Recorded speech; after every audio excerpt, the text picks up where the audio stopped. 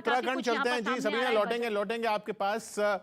किसानों का ये कहना है कि एमएसपी के लिए आवंटन तो कर दिया, लेकिन एमएसपी को कानून बनाया जाए, जो मांग लगातार बन रही है। वो खैर बजट में तो नहीं होना था, लेकिन बजट में आवंटन जो एमएसपी के लिए किया है वो जरूर बढ़ा है। 2,37,000 करोड़ रुपए हो गया है। रवि के पास चलते हैं, उत्तराखंड देहरादून। रवि, लोग क्या कह रहे हैं वहां पर?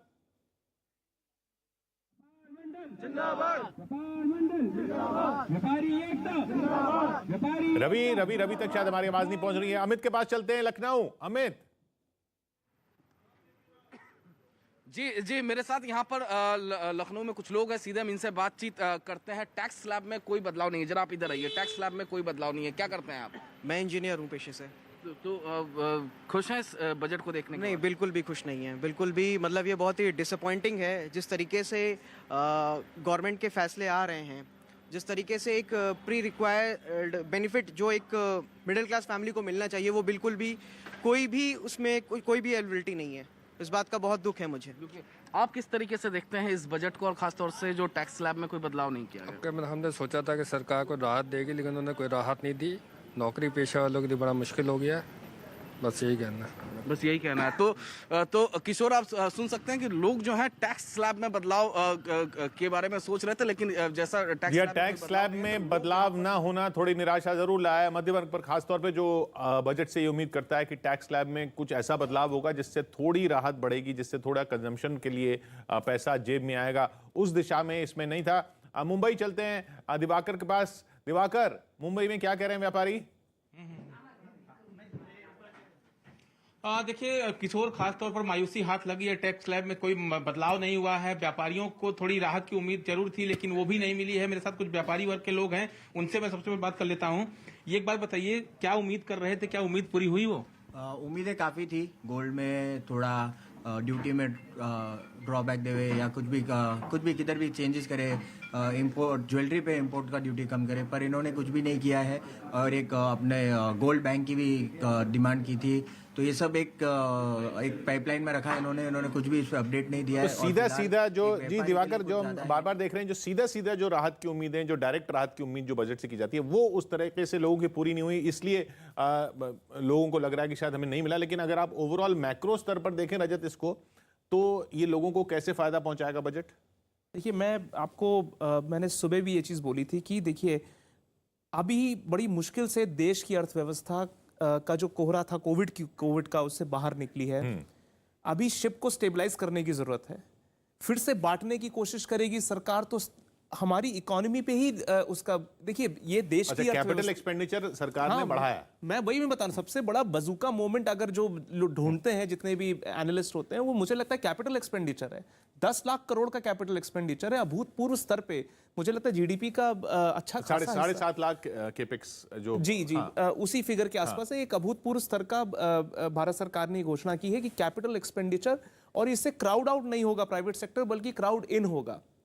मैं अभी कमेंट्स देख रहा था कई सारे बड़े बड़े उद्योगपतियों का भी और निवेशकों का भी, कि अगर भारत के अंदर कैपिटल एक्सपेंडिचर इस स्तर का होता है जिसमें सरकार प्राथमिकता लेती है, वो इनिशिएटिव लेके कैपिटल एक्सपेंडिचर को ड्राइव करती है, तो धीरे धीरे साथ में जो प्राइवेट सेक्टर पीछे छोड़ रहा था कैपिटल एक्सपेंडिचर्स में, वो भी साथ साथ जुड़ेगा। तो ये दर्शकों को समझा देते हैं कैपिटल एक्सपेंडिचर क्या होता है। एक बड़ी घोषणा इस बजट में ये की गई कि कैपिटल एक्सपेंडिचर जो है उसमें 35% की बढ़ोतरी की जाएगी। 35% बढ़ा के 7.5 लाख करोड़ रुपए कैपिटल एक्सपेंडिचर किया जाएगा। अब ये कैपिटल एक्सपेंडिचर होता क्या है रजत? मैं अगर कोशिश करूं ये समझाने की कि कैपिटल एक्सपेंडिचर उसको कहते हैं जो ऐसा खर्चा, जो ऐसा निवेश जिसमें ऐसी चीजें बनाई जाएं जिससे आगे चलकर लोगों की आय बढ़े, उसको कैपिटल एक्सपेंडिचर कहते हैं। जी, रेवेन्यू जनरेटिंग एसेट क्रिएट हो जिससे, यानी वही एसेट्स। हाँ, बिल्कुल सही बात बोली कि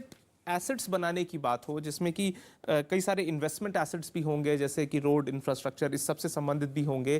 कई सारे पीएसयूज के माध्यम से भी हो सकता है कि कैपिटल एसेट्स क्रिएट, मतलब मैन्युफैक्चरिंग में हो, कारखाने हो, ये संचार के साधन हो, इन सब चीजों में इन्वेस्टमेंट जो सरकार अगर बढ़ाएगी तो उससे अर्थव्यवस्था को सब तरफ से फायदा होगा। बिल्कुल होगा। और सबसे बड़ा फायदा होता है सिग्नलिंग इफेक्ट का। जब भारत सरकार ये कदम उठाती है कि हम इतनी बड़ी मात्रा में जाके देश के अंदर कैपिटल इन्वेस्टमेंट करते हैं, तो उससे सिग्नलिंग आपके सारे प्राइवेट सेक्टर को, सिर्फ देश के नहीं विदेश के भी को भी एक इंडिकेशन मिलता है कि सरकार के साथ चलना चाहिए और सब लोग मिलकर कैपिटल इन्वेस्टमेंट करेंगे तो जो एसेट्स तैयार होंगे उससे एक्सपेक्टेशन ये है कि जबरदस्त जॉब क्रिएशन होगा।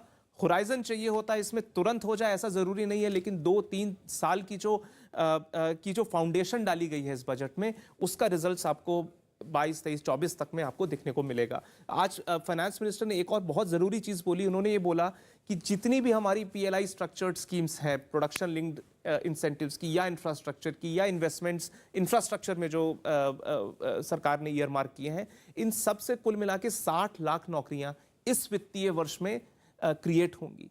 तो ये युवाओं के लिए भी एक अच्छा मौका है ये समझना कि किस किस सेक्टर में जाके जॉब्स क्रिएट होंगे, वो भी समझें, वो भी बजट को पढ़ें और वहाँ पर उससे संबंधित अपनी स्किल्स को बढ़ाएं ताकि वहाँ पर नौकरियों के लिए वो अपने आप को इक्विप कर सकें और नौकरियाँ उनको मिल सकें। तो जी ये बड़ी बड़ी बात आप समझिए, जो भाषण में हम अपनी पोटली में अपना सब कुछ देख रहे हैं, लेकिन ये देखिए सरकार ने ये घोषणा की है कि 7.5 लाख करोड़ रुपए कैपिटल एक्सपेंडिचर होगा, यानी 7.5 लाख करोड़ रुपए का निवेश करेगी सरकार इस साल। ये योजना है इस बजट में, जो कि पिछले साल से 35% से भी ज्यादा है। अब उस निवेश से क्या होगा कि निवेश से ऐसी ऐसी चीजें बनेंगी जिसमें रोजगार बढ़ेगा, लोगों की आय बढ़ेगी, ये कोशिश है, उससे अर्थव्यवस्था चलेगी। हाँ, सीधा टैक्स स्लैब में बदलाव नहीं है, सीधा टैक्स में राहत नहीं है, लेकिन ये निवेश अपने आप में बड़ा कदम।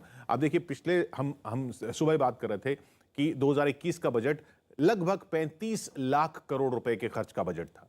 ये लगभग 40 लाख करोड़ रुपए के बजट है, 39.5 लाख करोड़ रुपए का ये बजट पेश किया गया। अब 39.5 लाख करोड़ रुपए खर्च किए जाएंगे और जो टैक्स वगैरह से जो आय है वो लगभग 23 लाख करोड़ रुपए।